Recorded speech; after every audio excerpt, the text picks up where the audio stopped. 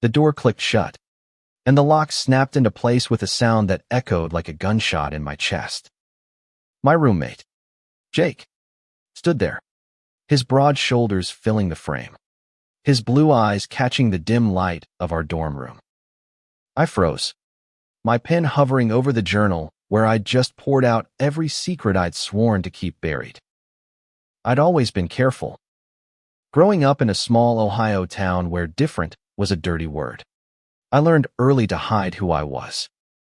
At 21, I'd carried that caution to college, to this cramped room at the University of Michigan, where I shared space with Jake Thompson, a guy who seemed to embody everything I wasn't: confident, straight, the kind of guy who could charm a room without trying.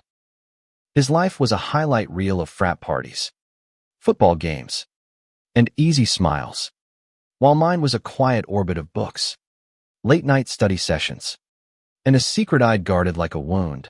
I was gay, and I was falling for him. That night, I thought I was alone. The dorm was quiet, the usual chaos of Thursday night parties replaced by a rare stillness. I'd let my guard down, scribbling in my journal about the ache of watching Jake laugh with his girlfriend, Sarah, about the way his hand brushed mine when we passed a beer bottle, about the dreams I'd never dare voice. Then the door swung open, and there he was. He didn't say a word at first, just stepped inside, locked the door, and looked at me like he'd seen something he wasn't supposed to. "Ethan," he said, his voice low, almost a whisper. "What's that you're writing?" My heart slammed against my ribs. I slammed the journal shut, but it was too late. Jake's eyes flicked to the notebook, then back to me. He took a step closer, and I felt the room shrink. "Nothing," I lied, my voice cracking. "Just school stuff." He didn't buy it. Jake had this way of seeing through people, like he could read the truth in the way you held your shoulders. He crossed the room in 2 strides, his sneakers silent on the worn carpet, and stopped just short of my desk. "You sure?" he asked, tilting his head. There was no judgment in his tone, but there was something else, something that made my pulse race faster than it already was. I stood, clutching the journal to my chest like a shield. "It's personal. Okay." My voice was sharper than I meant. But fear does that, it sharpens everything. Jake didn't flinch. Instead, he sat on the edge of his bed, elbows on his knees, and looked at me with an intensity I'd never seen before. "Ethan," he said again, softer this time. I saw my name in there. The air left the room. I wanted to run, to shove past him and disappear into the night. But his gaze held me in place. My secret, the one I'd carried for years, was teetering on the edge of exposure, and the person I'd hidden it from most was the one staring me down. I opened my mouth to deny it, to spin some half-truth, but nothing came out. Just silence, thick and heavy, broken only by the faint hum of the radiator. Jake leaned forward, his hands clasped. "You don't have to hide from me," he said. "Whatever it is, just tell me." I didn't know then that those words would unravel everything me carefully built walls. My fear, my heart. All I knew was that Jake Thompson, my straight roommate, had locked the door, and the space between us was about to change forever. The next morning, I woke up convinced it was a dream. The journal was still on my desk, closed but mocking me with its secrets. Jake was already gone, probably at his morning gym session or grabbing coffee with Sarah. I sat on my bed, staring at the empty space where he'd been, replaying every word from the night before. He hadn't pushed me to confess, hadn't forced the journal open. Instead, he'd waited, his silence an invitation I was too scared to accept. When I finally mumbled something about being tired and needing to crash, he just nodded, unlocked the door, and said, "We'll talk later." "Okay." Later. That word hung over me like a storm cloud as I dragged myself through classes. In my intro to literature seminar, I barely heard the professor drone on about Whitman. My mind was stuck on Jakian, the way his voice had softened, on the flicker of something in his eyes I couldn't name.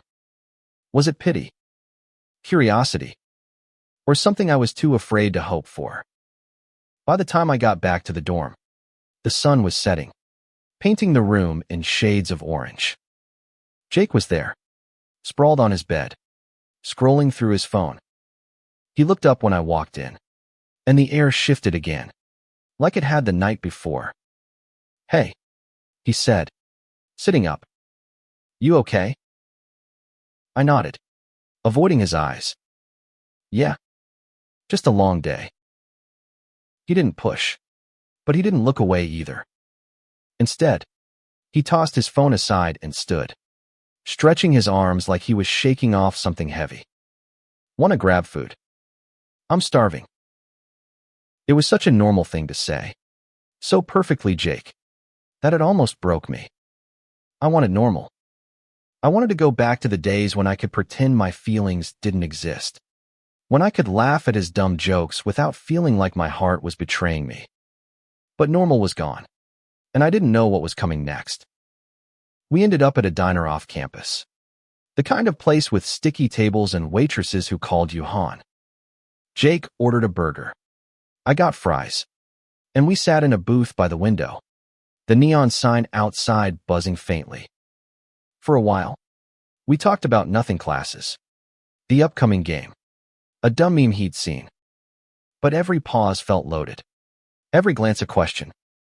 Finally, he leaned back, his burger half-eaten, and said, "You never answered me last night.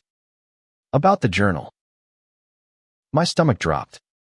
I stared at my fries, willing them to give me an escape. "It's just personal stuff. Jake, can we drop it?" He didn't answer right away. Instead, he took a sip of his Coke, the ice clinking against the glass. "I'm not trying to pry," he said, "but I know you're holding something back. And I hate that you feel like you have to." His words hit like a punch. I looked up, and there it was again, that look, the one that made me feel seen in a way I wasn't ready for. I wanted to tell him everything, to spill the truth and let the chips fall.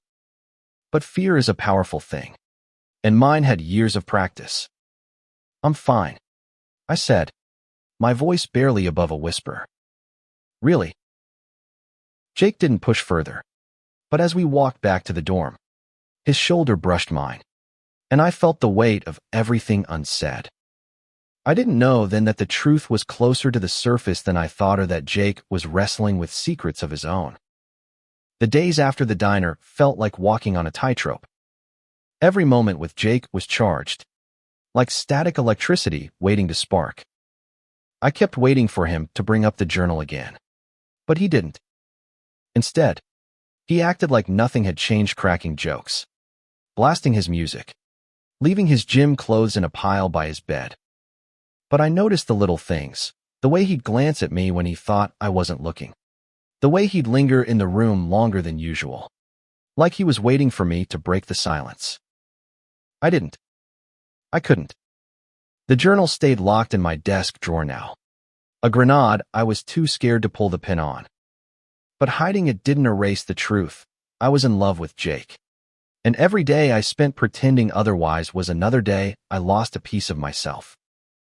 It was a Friday night when things shifted again. The dorm was alive with pre-game energy, students spilling into the halls with red Solo cups and laughter. Jake was supposed to be at a frat party with Sarah, but when I got back from the library, he was there, sitting on his bed with a beer in his hand and a strange look on his face. "No party?" I asked, dropping my backpack by the door. He shrugged, taking a sip. Wasn't feeling it. "Sarah's pissed." But he trailed off, his eyes fixed on the floor. I needed a break. I didn't know what to say, so I busied myself with my laptop, pretending to check emails. The room felt smaller with him there, the air thick with something I couldn't name. After a while, he set the beer down and looked at me. "Ethan, can I ask you something?" My heart kicked into overdrive. "Sure," I said, my voice too casual. He hesitated, like he was choosing his words carefully. "You ever feel like you're not who everyone thinks you are?" The question caught me off guard. I closed my laptop, turning to face him. "What do you mean?" He ran a hand through his hair, his jaw tight. "Like, everyone expects you to be this one thing. The jock, the boyfriend, the guy who's got it all together. But sometimes, I don't know if that's me, or if I even want it to be." I stared at him, my mind racing. Jake Thompson, the golden boy, was peeling back a layer I'd never seen. For the first time, I saw the cracks in his confidence, the weight of expectations he carried. "Yeah," I said quietly. "I know what that's like." He looked at me then, really looked, and I felt the tightrope snap. "What's your thing, Ethan?" he asked. "What's the thing you're afraid to let people see?" My throat closed up. I wanted to tell him God. I wanted to, but the words stuck like glass. Instead, I shook my head. "It's complicated."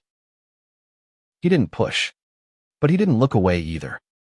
Instead, he stood and crossed the room, stopping just close enough that I could smell the faint cedar of his cologne. "You don't have to tell me," he said, "but I'm here. Okay. Whenever you're ready." I nodded, my chest tight. He grabbed another beer from the mini fridge and handed it to me, a small gesture that felt like a lifeline. We drank in silence, the music from the hall filtering through the walls. And for the first time, I wondered if Jake was hiding something too. The next week was a blur of midterms and avoidance. I threw myself into studying, staying late at the library to dodge the dorm and the weight of Jake's words. But I couldn't escape him forever. On Wednesday, I came back to find him sprawled on the couch in the common room, laughing with a group of guys from his team. Sarah was there too, perched on the armrest, her hand resting possessively on his shoulder. I slipped past, hoping to go unnoticed, but Jake called out, "Yo, Ethan, come join us." I froze, my backpack heavy on my shoulder. "I've got a paper due," I said, forcing a smile. Sarah's eyes flicked to me, cool and appraising, and I felt like she could see right through me. Later then, Jake said, his grin easy but his eyes searching. I nodded and escaped to our room, my heart pounding. Sarah's presence was a reminder of the line I couldn't cross, the life Jake was supposed to have. But that night, when he came back alone, he didn't mention her. Instead, he sat on my bed and started talking about his family, his dad's expectations, the pressure to be someone he wasn't sure he could be. "My dad thinks I'm going to take over his business," he said, his voice low. "But I don't even know if I want that. I don't know what I want." I sat across from him, my knees pulled up, listening as he unraveled. It was the most vulnerable I'd ever seen him, and it cracked something open in me. "What do you want to do?"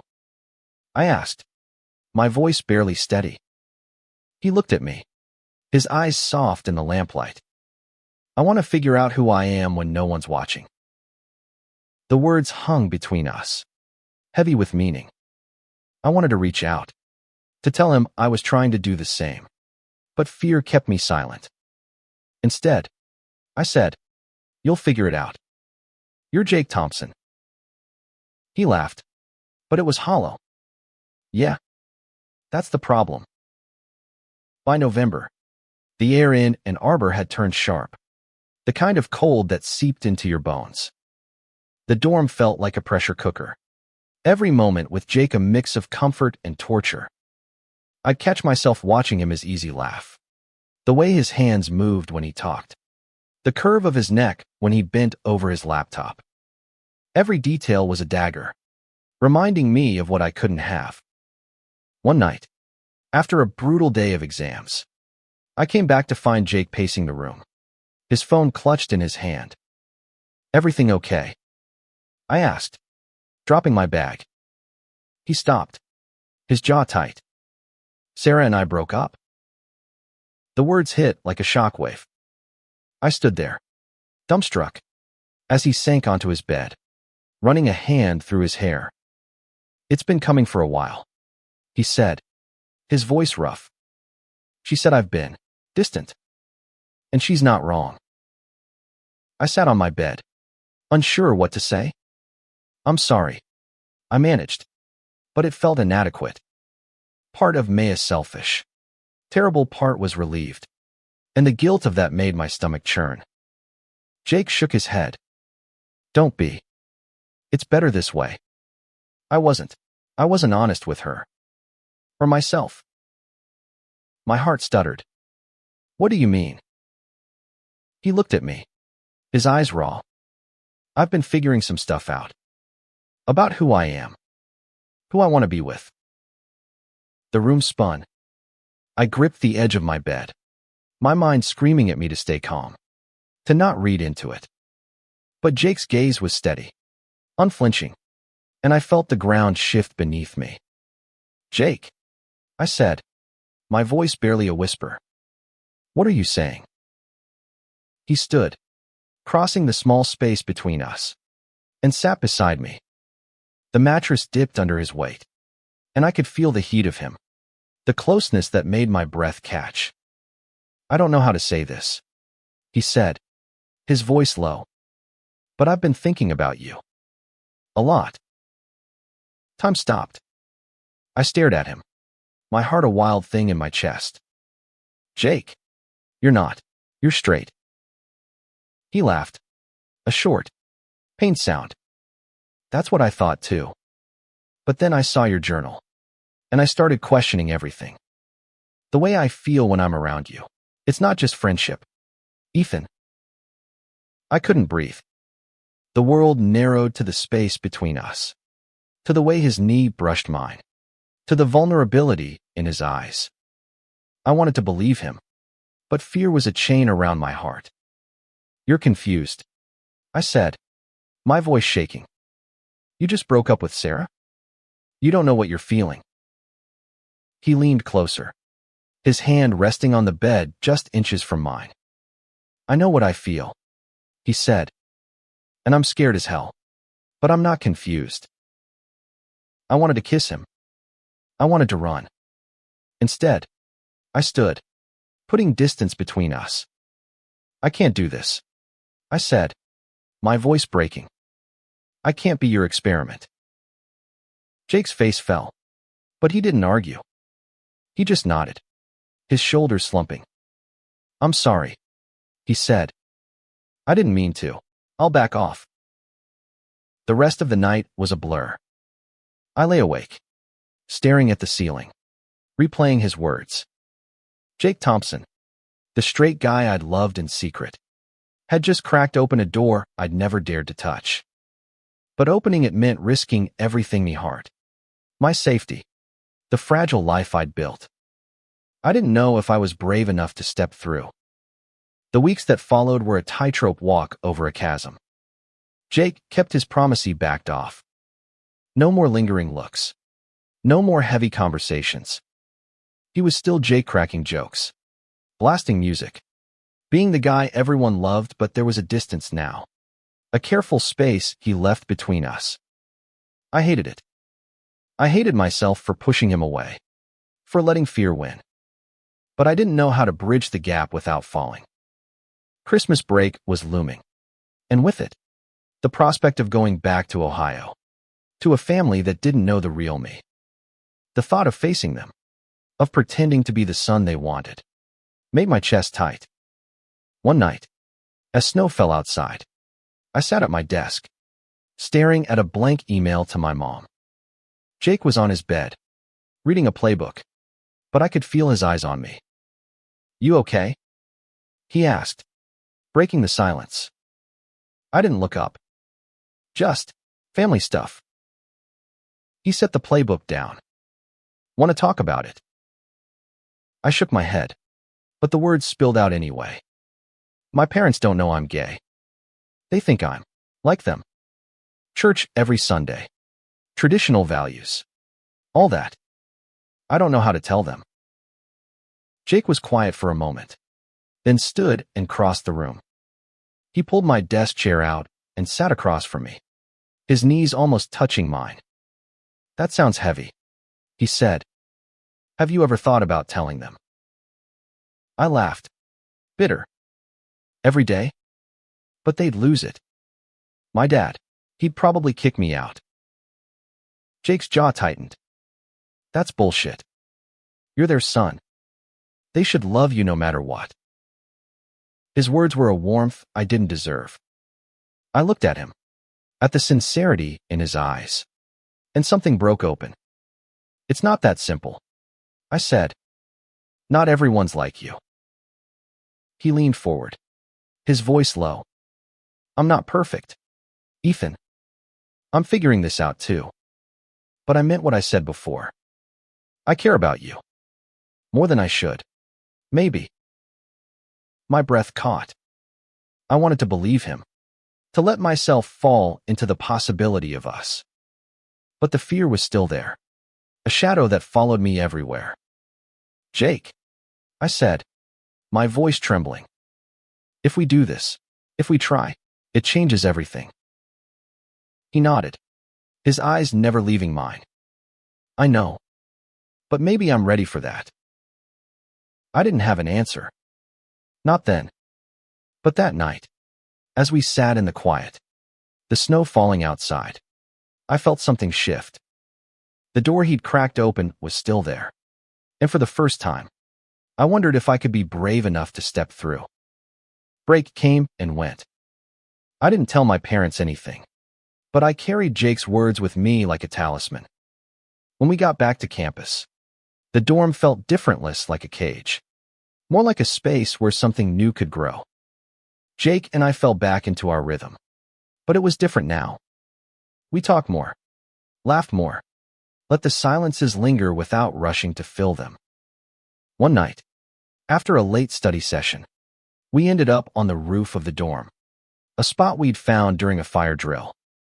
The stars were bright, the air cold enough to see our breath. Jake leaned against the railing, his hands stuffed in his pockets. You ever think about what comes next? He asked.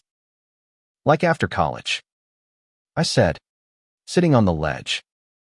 Like us. My heart stopped. I looked at him, his face half lit by the campus lights below.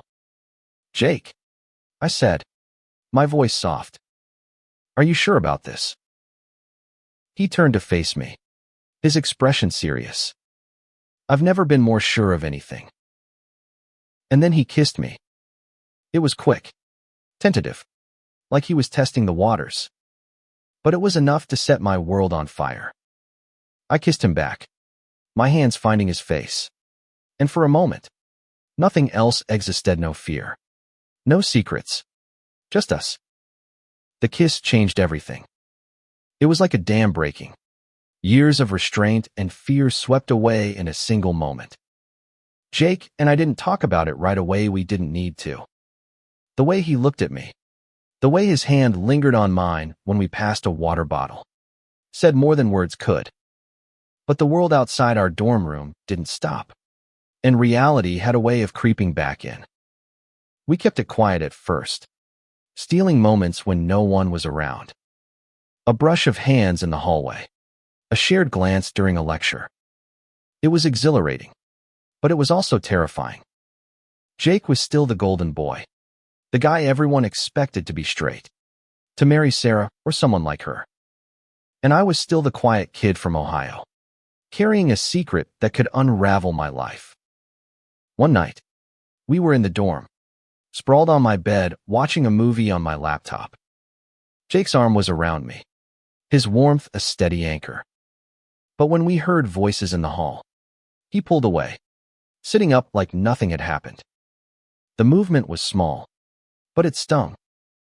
You okay? He asked. noticing my silence. I nodded, but I wasn't. Are we hiding this?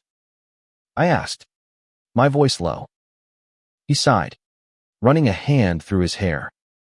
I don't know, Ethan. I want to be with you. But people talk. My teammates, my family, they won't get it. His words were a knife. I'd spent my life hiding, and I'd thought to pet that with Jake. I wouldn't have to. So what are we doing? I asked, my voice sharper than I meant. Sneaking around forever. He looked at me, his eyes pleading. I just need time. This is new for me too. I wanted to argue, to demand more, but I saw the fear in his eyes, the same fear I'd carried for years. So I nodded, swallowing the hurt. Okay, I said. Time. But time didn't make it easier. The secrecy started to weigh on us, turning stolen moments into something tainted. One night, we were at a party off campus, and I watched Jake laugh with his teammates, his arm around a beer instead of me. I stood in the corner, nursing a drink, feeling like an outsider in my own life. When we got back to the dorm, I couldn't hold it in anymore. I can't do this, I said, my voice breaking. I can't keep pretending we're just roommates. Jake's face fell. He crossed the room, reaching for me, but I stepped back. Ethan, he said, his voice raw. I'm trying. I'm scared. Okay. But I love you. The words stopped me cold. I stared at him, my heart pounding. You, what? I love you, he repeated, his voice steady now. I've never felt like this before, and it scares the hell out of me. But it's true. I wanted to believe him, to let his words erase the fear and the hiding. But love wasn't enough, not when the world was waiting to judge us. I love you too, I said, my voice barely a whisper. But I don't know if that's enough. Winter turned to spring, and the tension between us grew. Jake and I were caught in a strange limbo together, but not fully. In love but afraid. We'd steal moments when we could, but every touch felt like a risk. Every kiss a rebellion against the world we lived in. I wanted to be brave, to shout our love from the rooftops. But Jake wasn't ready, and I didn't know how to push him without breaking us. One afternoon, we were studying in the library when Sarah walked in. She hadn't spoken to Jake since the breakup, but the way she looked at us, her eyes flicking from him to me, made my skin crawl. Later, as we walked back to the dorm, Jake was quiet, his hands stuffed in his pockets. She knows, he said finally, his voice low. Knows what?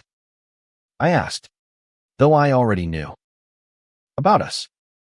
She saw us at the party last week. The way we were looking at each other. My stomach dropped. What did she say? He shook his head. Nothing yet. But she's not stupid, Ethan. And she's not the only one who's noticed. Fear clawed at me, but so did anger. So what? I said, stopping in the middle of the quad.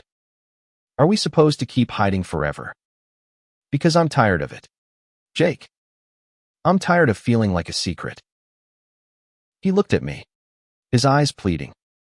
I'm not ashamed of you, he said. I don't know how to do this. My dad, my team, they'll lose it. And what about me? I shot back. What about what I'm giving up to be with you? The words hung between us, sharp and final. Jake didn't answer. And for the first time, I wondered if love was worth this pain. We walked back to the dorm in silence, the distance between us wider than ever. That night, I couldn't sleep. I lay awake, staring at the ceiling, my mind a tangle of fear and longing. Jake was asleep across the room, his breathing steady, but I felt like I was drowning. I got up, grabbed my journal, and started writing everything I couldn't say out loud. The fear, the love, The hope that maybe, just maybe, we could make this work. When I woke up, Jake was gone, but my journal was open on my desk. Panic surged through me had he read it. I flipped through the pages, my heart racing, but nothing was missing. Instead, there was a note in Jake's handwriting. I'm sorry. I'm trying. Meet me on the roof tonight. I spent the day in a haze, my mind replaying his words, his note, the kiss that had started it all. When I got to the roof, Jake was there, leaning against the railing, the city lights sparkling below. He turned when he heard me, his face a mix of fear and determination. I read your journal, he said, his voice steady. Not all of it, just enough to know how much you're hurting. And I hate that I'm part of that. I opened my mouth to protest, but he held up a hand. Let me finish. I've been scared, Ethan. Scared of what people will think, what my family will say. But I'm more scared of losing you. So I'm done hiding. My heart stopped. What are you saying? He stepped closer, his eyes locked on mine. I'm saying I love you. And I want to be with you out in the open. No more secrets. Jake's words were a lifeline, but they also terrified me. Being open meant facing the world as teammates, my family, the judgment that would come. But as he stood there, his eyes steady and sure, I felt something shift inside me. For the first time, I believed we could do this. We started small, holding hands in the quad, a quick kiss outside the library. Every moment felt like a victory, but it also came with a cost. Whispers followed us, glances that lingered too long. Jake's teammates were the worst. Some were supportive, but others made snide comments, their laughter cutting deeper than I'd expected. One night, after a particularly rough practice, Jake came back to the dorm with a bruise on his cheek. What happened? I asked, my heart sinking. He touched the bruise, wincing. Just a scuffle. Some of the guys, they're not okay with this. With us. Anger flared in me, but so did guilt. Jake, you don't have to. Yes, I do. He cut me off, his voice fierce. I chose this. I chose you. His words were a balm, but they didn't erase the fear. The next day, I got a call from my mom. Her voice was tight, clipped, the way it got when she was trying not to cry. Ethan, people are talking. Someone saw you with that boy. Is it true? I froze, my heart pounding. I'd known this moment was coming, but it didn't make it easier. Yeah, Mom, I said, my voice shaking. It's true. I'm gay, and I'm with Jake. The silence on the other end was deafening. When she finally spoke, her voice was cold. We'll talk when you come home. I hung up, my hands trembling. Jake was there, his arms around me before I could say a word. We'll get through this, he said, his voice steady. Together. But getting through it wasn't easy. My parents cut me off, refusing to pay for my tuition. Jake's dad stopped talking to him, his texts going unanswered.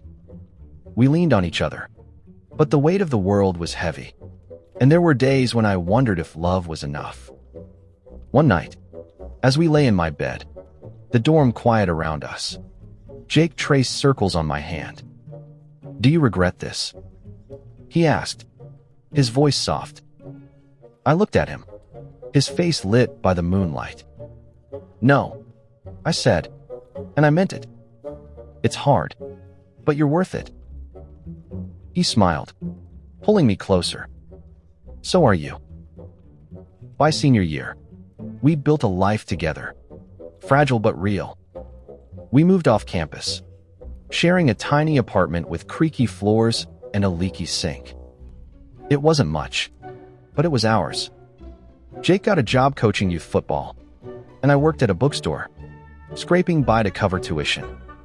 The world hadn't changed, but we had.